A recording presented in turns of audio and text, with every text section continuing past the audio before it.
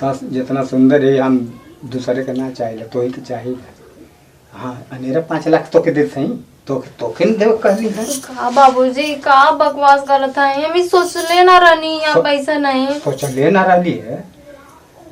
5 लाख देते हैं तो सेतिये में दे देते हैं का है ले भी पैसा बाबूजी सब गलत लगा तो वो वही तो का कहियन तब कितना सुंदर तो के हम कितना चाहिए ना बाबूजी सब हमके सही ना लगत है। सही ना लगत है नहीं ना सही लगत है तब पैसा को ना दे ना बाबूजी।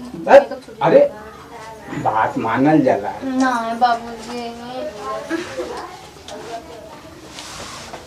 ना बाबूजी सब गलत है ना बाबूजी। का गलत है चाचा का रे देखी जी हमरे साथे का करत रहनी है चाचा तो के 12वां सुत के कल रहनी है। हां ये तो काले आवाज है जब का बाबूजी झूठ बोल देनी ताइन काले के आगे बैठा है तो हम अरे मेरा चाचा हो के तुम डोमड़ा का आई रे तो बोला ताइन बोलौली है हम कब बोलनी है बोलू हम ना बोलनी है अपने से ना। अरे कसम खा के करत रहना कसम खा के बोलत है हम कसम खा के कहते ताइन तो काले कि बाबूजी पे आओ हम तो के 2 दिन खातिर के छोड़ के गल हम तू आके अरे पूरा कर लेला हमार मेरा तो ओकर सुनबे कि हमार पैसा के लालच दिया कि ये करवावत रहनी 5 लाख रुपया।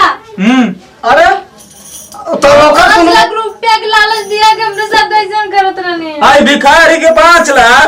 अरे यार हम तो इतना कमाई लगी जोन के देखलू खाली बोलोरो चलाइला तो हम कमा के तोर सब पूरा करी ना। ई भिखारी पास एको पैसा ना तो अब सोचिए साथ गलत करे जात रहना। अरे पागल हम बोलोरो चला के तो कितना फिट फाट से रखी ना। आई भिखारी अगर एकर पास पैसा रहत तो एकर लइका कुल ना के पूछना हम जाने के चाचा हमारा तो बहुत अच्छा ऊ बोलावला तो मैं आगे बैठ गइलो।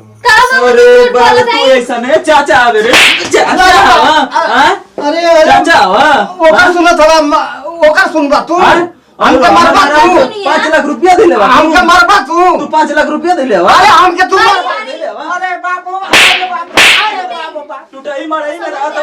अरे बाप रुपया दे ले 5 लाख रुपया दे ले हां बचा लो हम काहे बचाई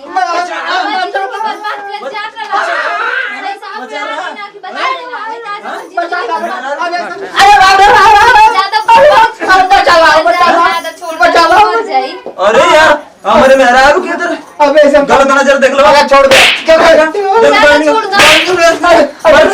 कहिए मत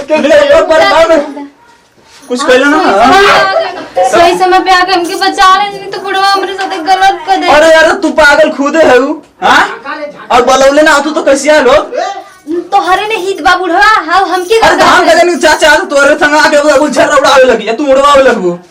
हम उड़वावत रहनी है अब झगड़ा कर हमसे झगड़ा कर मार के फोड़ दे मुंह में अब्बा तुला जा तू अरे ये तेरा भी हां तो कैसे रही अरे तनी आदमी तर रहो मेरा अरे हम कमात है ना हां तू के कमा के साड़ी जेवर तोरा क्रीम पाउडर लिया के सब पूरा कर दे अब का चाहिए हां तब हमार कौन गलती रहला ना गलती रहला का गलती रहला।